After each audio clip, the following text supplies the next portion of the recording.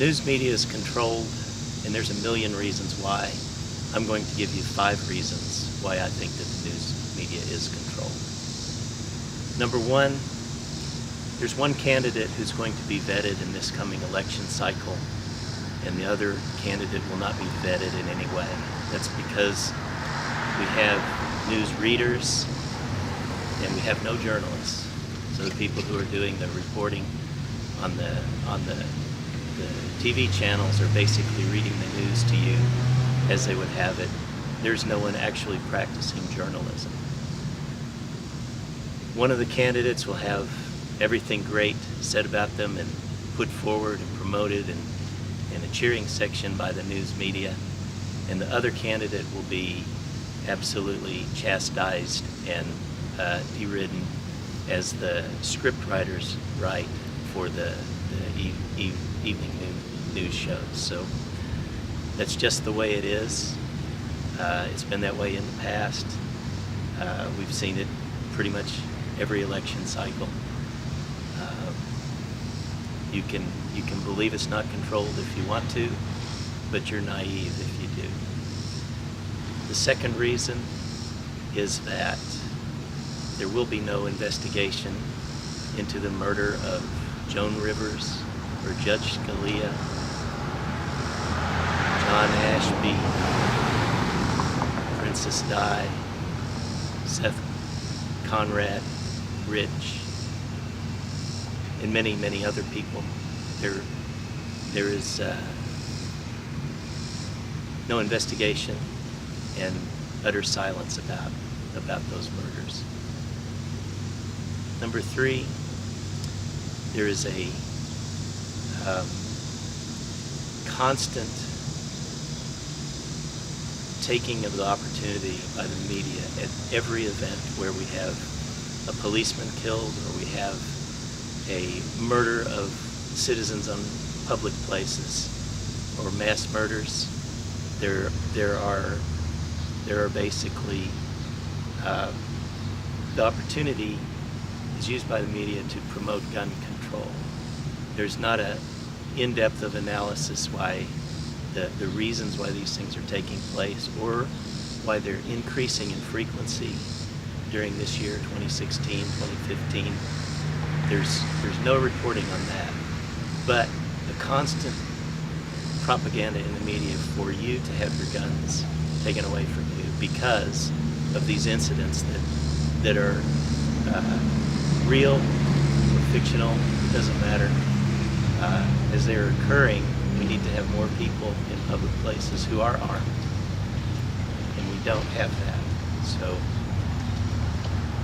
if we want to look at the history of gun control, we see that in 1929 we had gun control in Russia, and that was followed by the death of 20 million political dissidents. In 1935 we had gun control in Germany and Austria, and that was followed by the death of 6 million Jews, Poles, Gypsies, political dissidents, until the Americans put a stop to it in the 1940s.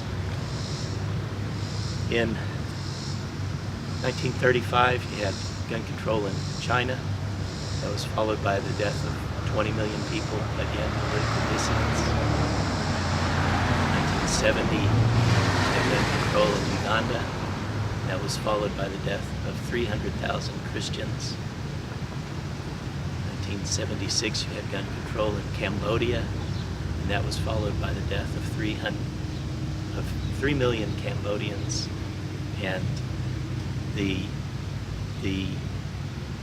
bloodshed went on until the Vietnamese ultimately put a stop to it in the 1970s as well. So gun control means that they're coming after your guns because they want you to be defenseless, because the bloodshed and the mayhem is about to start. So you have an election cycle. That doesn't mean that you choose someone who is going to take your guns away because they don't have the authority to do that. So the fourth reason that I would say that we have controlled news media is that we have a constant proposal for bizarre policies, crazy things. You have the news media get behind movements such as redefining the definition of marriage when there's really only 5% of the population that probably feel that way, that should be redefined. You have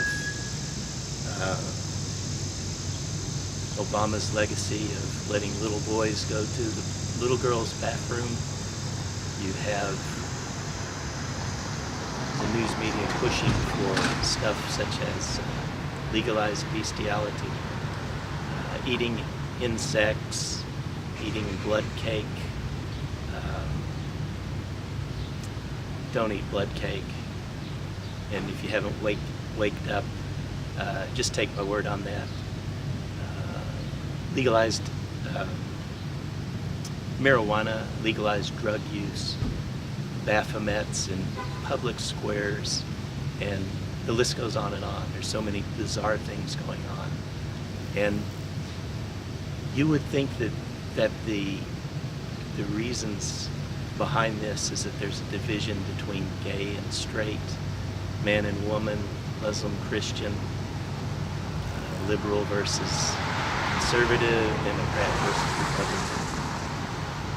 But the actual division cuts deeper than that. It goes to the very core of good versus evil. And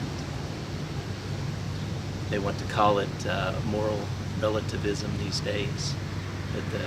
But that's what they're getting at, and that's what the division is all about.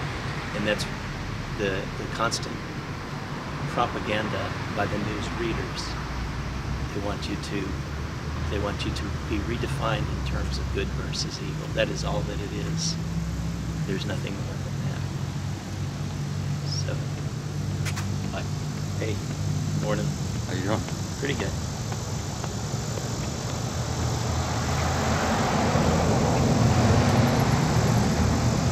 So, the fifth reason why I think that news media is controlled is that there's a constant push for a war on terror. We had a war on terror. We had a war on drugs in the Carter years, and we were gonna have a war on drugs, and that materialized into nothing. And now we have a fictitious war on terror. This is no war. There is no declaration of an enemy, and the enemy can't be stated and won't be stated. So there is no war. We are not fighting a war. What we have is a situation where the president has a targeted killing list, and we're killing from a killing list. So that is absolutely not what a war is defined to be. If we're going to have a war, we would declare war on the enemy, we would state who he is, we would send brave American soldiers out to put an end to the defined enemy. In this case, we have soldiers who are young people going out and being told to kill to a targeted kill list. So it's absolutely reprehensible. And the news readers are the cheering section for this. You don't see any of them trying to show up in opposition to get to the core of what the real problem is and define what the real problem is because of political correctness and whatever maybe, whatever their excuse is. They don't have an excuse because they're not stepping up to the plate. So there are no journalists in 2016. There are only news readers. So I watched ABC, CBS, and NBC in the 60s. I watched the Vietnam War, and I watched the nightly horror on TV, and it was very horrible. And in the years since, we haven't had a defined war like that causes people to be unhappy on the home front, and that's a good thing. About the end of the 70s, I realized that there was always a disclaimer in the stories disclaiming that pretty much everything that's been stated up above in the actual article written by what may have been journalists at the time. And the disclaimers would run across all of the networks. So I was saying in 1979 that the world is controlled by 3 to 6 people, probably in Europe, and the news media is controlled, and everybody, particular friends and family, told me, well, you're crazy. That's not the case. The world is not controlled, and the news media is not controlled. So I have been a conspiracy theorist since '79, and I don't regret it, and I don't change any of the statements that I've made, whether people would agree with that or not. So people just say that I'm weird, I'm out there as a conspiracy theorist.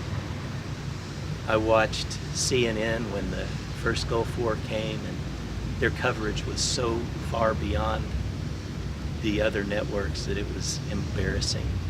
It was ridiculous. And for that reason, I watched CNN for a while until I realized that stories being presented by people like Christian Amanpour had editorializing and the proposal of propaganda as well. So I quit watching CNN. And in the 90s, Fox News came up. Were the up-and-comers, and I thought that was great because